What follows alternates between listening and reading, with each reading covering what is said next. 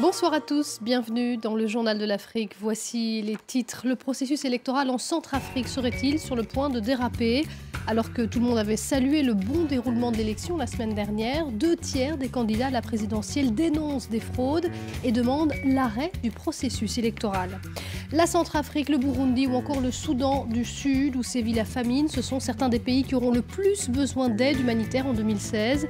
C'est un rapport de l'ONU qui l'indique. 21 des 27 pays en état d'urgence sont sur le continent africain. Zéro bidonville à Alger, on en est encore loin, mais c'est l'objectif affiché par les autorités qui ont lancé un vaste programme de relogement des habitants des quartiers déshérités de la capitale. Le programme a pris du retard et il se poursuivra encore pour plusieurs mois.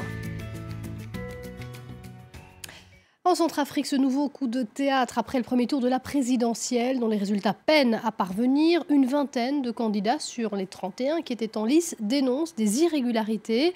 Ils réclament une concertation entre les candidats, le gouvernement et l'autorité en charge des élections. Écoutez les précisions d'Anthony Fouchard à Bangui. Une vingtaine de candidats à l'élection présidentielle en Centrafrique se sont associés pour dénoncer ce premier tour du scrutin qu'ils ne jugent pas crédible. Parmi les motifs de contestation, des soupçons de fraude, des irrégularités, mais aussi des défaillances logistiques. Autant de motifs qui poussent ces candidats à demander purement et simplement de stopper ce processus électoral et d'entamer une large concertation.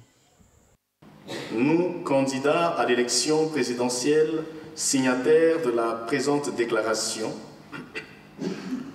refusons d'être complices de cette mascarade électorale.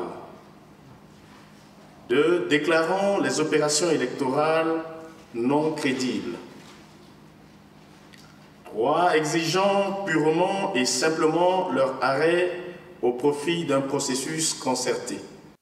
Alors il faut bien préciser que la majorité des signataires sont des candidats qui, selon les résultats partiels et provisoires, rappelons-le, de l'autorité nationale des élections, n'ont pas fait de gros scores pour l'instant dans le pays, n'ont pas eu beaucoup d'écho auprès des Centrafricains. Mais parmi ces signataires, il y a aussi des poids lourds. Il ne faut donc pas prendre cet accord, ces revendications à la légère. L'autorité nationale des élections a d'ailleurs très rapidement réagi. Elle s'est dit surprise par cette démarche, a indiqué que les candidats avaient tous signé un code de bonne conduite et que les recours légaux devaient passer par la Cour constitutionnelle. Les candidats l'affirment, ils le feront. L'ANE, de son côté, a réfuté l'idée même de stopper le processus électoral. Un week-end du Nouvel An particulièrement meurtrier au Burundi, au lendemain de la mort du chanteur Lissouba, tué par des hommes en armes, selon certains témoins. Ce lundi, au moins 2 personnes ont été blessées, dont l'une très grièvement par des obus de mortier tombés dans le centre de Bujumbura, près de Bouiza. La capitale a également été le théâtre de l'explosion de 3 grenades dans un quartier sud de la ville. Les violences au Burundi, nées après le 3e mandat de Pierre Nkurunziza, ont déjà fait des centaines de morts et 200 000 réfugiés. Le Burundi, comme la Centrafrique, la Libye ou encore le Soudan du Sud, font partie des pays qui auront le plus besoin d'aide humanitaire en 2016, selon l'ONU. 21 des 27 pays les plus concernés sont situés sur le continent africain. En cause, les conflits, bien sûr, mais aussi les mauvaises conditions climatiques. Nicolas Germain. Les perspectives pour 2016 sont mauvaises. Voilà en substance ce que dit le dernier rapport de l'OCHA, l'agence de l'ONU pour les affaires humanitaires. Le réchauffement climatique et les conflits font que beaucoup des 125 millions de personnes qui auront besoin d'aide vivent en Afrique. En Centrafrique, les violences entre groupes armés font que plus de la moitié de la population a besoin d'assistance. En Libye, l'ONU estime que le budget de l'aide doit croître de 360% en raison du conflit mais aussi de l'afflux de migrants. Au Nigeria, ce budget devrait augmenter de 150% alors que Boko Haram continue ses attaques dans le nord-est. L'une des pires crises est dans le plus jeune pays d'Afrique, le Soudan du Sud. 6 millions de personnes ont besoin d'aide. Malgré un accord de paix en août, le conflit a forcé des milliers de personnes à fuir leur maison. Cette femme et ses enfants ont survécu pendant des jours en mangeant des noix et des fruits. On a quitté notre maison à cause des combats et parce qu'on n'avait rien à manger. L'ONU se dit préoccupée. Nous pensons que d'autres personnes vont venir ici si la situation ne change pas. Et nous aurons alors besoin davantage d'aide.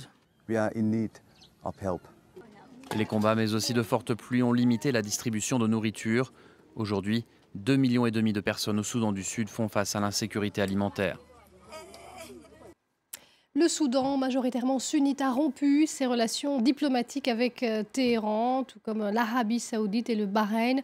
Une crise diplomatique provoquée par l'exécution d'un leader religieux chiite en Arabie saoudite et des représailles qui ont suivi en Iran.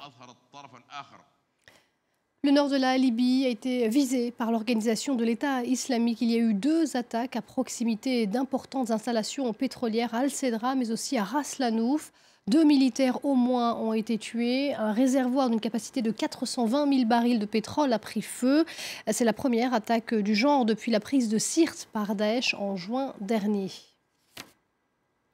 L'Afrique du Sud parviendra-t-elle à sauver ses relations commerciales avec les États-Unis? Pretoria pourrait être suspendu de l'AGOA, l'accord de libre-échange qui lie Washington à de nombreux pays africains. L'ultimatum de 60 jours fixé par le président américain arrive à échéance ce lundi. La principale pomme de discorde est relative aux normes sanitaires sud-africaines concernant les importations de volailles en provenance des États-Unis. Mais tout est fait, assure Pretoria, pour trouver une solution de dernière minute. Écoutez. Nous avons des relations commerciales fortes et robustes avec les États-Unis, ce qui a été souligné par l'AGOA, et nous pensons que c'est quelque chose que nous tous aurons à prendre en compte alors qu'on rentre dans la phase finale.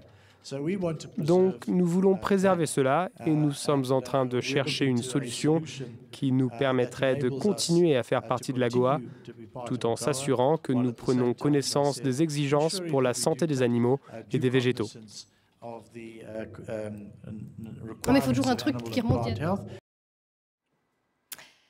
Christine Lagarde est au Nigeria. La patronne du FMI, le Fonds monétaire international, doit rencontrer le président nigérian Muhammadu Buhari ce mardi, alors que le pays, la première économique d'Afrique subsaharienne, peine à sortir de la crise liée notamment à la chute du prix du pétrole.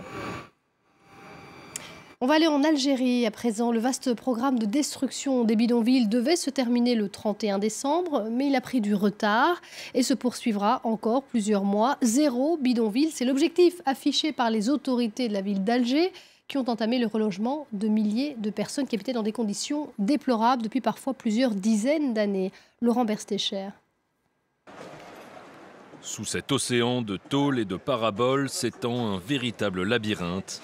Un dédale de rues grises et étroites qui abrite des milliers de personnes. Dans ce vaste bidonville d'Alger, le quotidien est rude et les chances de s'en sortir quasi inexistantes. Nous avons vécu presque toute notre vie dans ces maisons en tôle. Nous sommes vraiment fatigués. Moi, j'ai plus de 90 ans. Je ne me sens pas algérienne. Et je ne me sentirai pas indépendante jusqu'à ce que j'ai mon propre appartement. Mais pour ces habitants, les choses sont en train de changer. Plusieurs familles ont commencé leur déménagement. Elles partent s'installer dans un nouveau complexe de logements sociaux. Mis en place par le gouvernement algérien, cet ambitieux plan de relogement a pour but d'éradiquer les bidonvilles de la capitale. Notre objectif est de sauver les gens de la misère. Nous ne pouvons pas laisser les citoyens algériens vivre dans des maisons en tôle. Il faut leur donner l'opportunité de vivre dans de bonnes conditions. L'eau courante, l'électricité et au lieu des terrains vagues, des bacs à sable. Pour les premières familles sur place, c'est une nouvelle vie qui commence. Nous avons commencé à nettoyer la maison. Ils n'ont pas encore apporté nos affaires. Dès qu'ils le feront, nous allons tout installer. Confronté à la baisse du prix du pétrole, le gouvernement algérien a promis de réduire les dépenses publiques de 9% en 2016. Il assure pourtant disposer des ressources nécessaires pour mener à bien ce projet. Et on va se quitter en musique avec Yemi Alade, featuring Sele Bobo, des Nigérians qui font danser toute l'Afrique en ce moment avec ce titre Nagobe, tiré de son dernier album Mama Africa. Restez sur France 24, l'info continue dans un instant.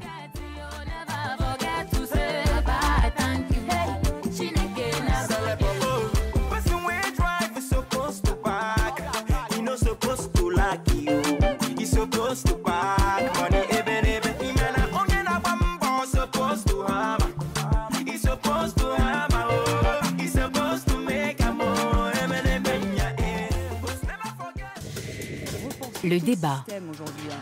Comment devient-on terroriste? Je suis en train de me dire, elle part mourir, cette maman avec son fils, parce qu'elle cherche de l'amour. C'est ça.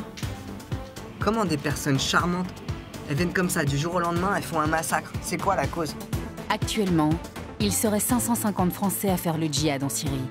Tant que t'es pas exactement comme ils veulent, un bon embrigadé, esclave comme ils veulent et comme ils souhaitent, c'est pas bon. Ils vont te mettre en prison, ils vont te séparer de tes amis, ils vont t'enlever ton téléphone, ils vont faire ça. C'est vraiment une secte. L'État islamique, qu'est-ce qu'ils ont à cacher s'ils refusent que les gens ressortent? Que faire de ceux qui reviennent? Comment faire pour que d'autres ne prennent pas le même chemin? Allahu Akbar! Vive la France! Vive la République! Djihad, le défi français, un document à découvrir dans Le Débat sur France 24 et France24.com.